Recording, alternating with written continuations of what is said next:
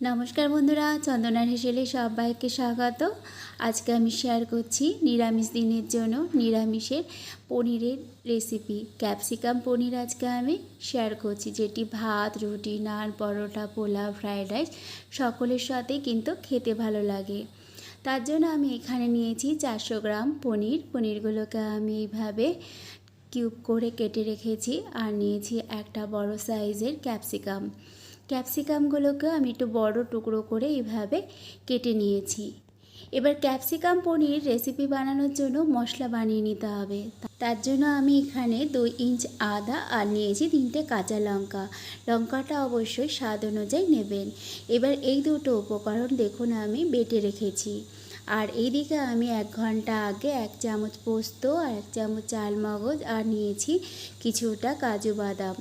এবার আমি এই 3টে উপকরণকেও আমি স্মুথ করে বেটে নিয়েছি।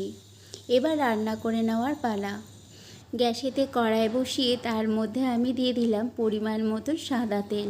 রান্নাটা আমি সাদা তেলে করে নেব। এবার তেলটা আমি গরম করে নিচ্ছি।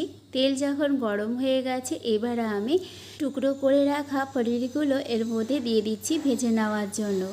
আর সামান্য দিয়ে দিচ্ছি নুন দিয়ে পনিরটাকে ভেজে নিলে পরে খেতে খুব ভালো লাগে, ফিকে লাগে না, আর কড়াইতেও লেগে যাবে না। এইভাবে নুন দিয়ে আমি পনিরটাকে ভেজে নিচ্ছি। আর পনির কিন্তু খুব কড়া করে ভাজবো না, হালকা সোনালি রং হলে পরে কিন্তু আমি পনিরটাকে নামিয়ে নিচ্ছি। দেখুন পনিরটা ভাজা হয়ে গেছে, হালকা কালার চলে এসছে। এবার আমি অন্য পাত্রে তুলে নিচ্ছি। এবার একটা পাত্রে আমি জল নিয়ে তার মধ্যে আমি ভেজে রাখা পনিরগুলো জলের মধ্যে দিয়ে দিচ্ছি। এতে করে পনির খুব সফট হবে আর খেতে খুব ভালো লাগবে। এবার আমি ফোড়নে দিয়ে দিচ্ছি 2টো এলাচ, লবঙ্গ আর 2টো দিচ্ছি দারচিনি।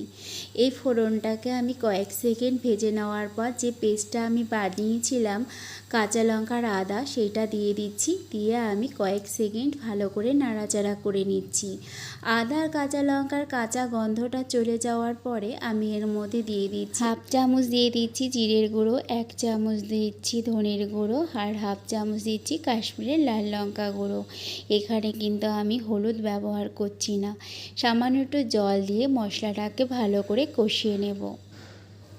মশলা যখন ভালো করে কষে আসবে, তেল ছাড়তে শুরু করবে, তখন আমি এর মধ্যে দিয়ে দিচ্ছি আগে থেকে যে পোস্ত, চালমগজ আর বাদাম যে পেস্টটা আমি বানিয়ে রেখেছিলাম, সেই পেস্টটা দিয়ে দিচ্ছি। আর মিক্সির জারটা ধুয়ে আমি এখানে জল দিয়ে দিচ্ছি।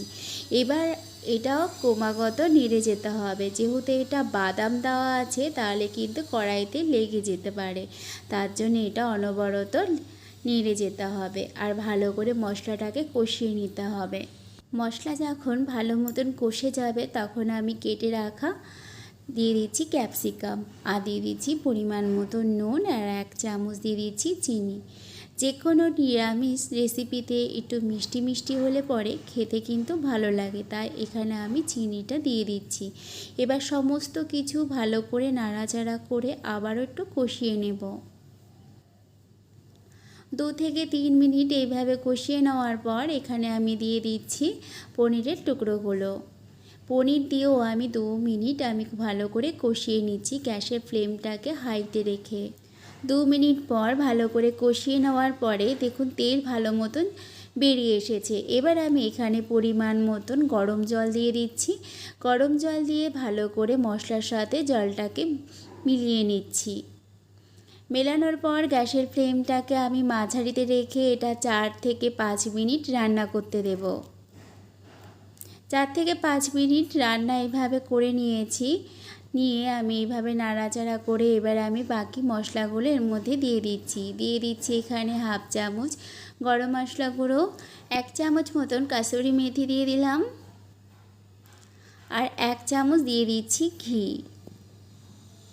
এই 3টে উপকরণ দিয়ে আবার একটু নেড়ে নিচ্ছি। এইভাবে আমি আরও 2 মিনিট নেড়ে চেড়ে রান্না করে নিচ্ছি। আমার রেসিপিটা ভালো লাগলে লাইক, কমেন্ট, শেয়ার এবং সাবস্ক্রাইব করতে প্লিজ ভুলবেন না। রেসিপিটা তৈরি হয়ে গেছে। এবার গ্যাসের ফ্লেমটাকে বন্ধ করে ঢাকনা চাপা দিয়ে আমি 5 মিনিটের জন্য রেখে দিয়েছি।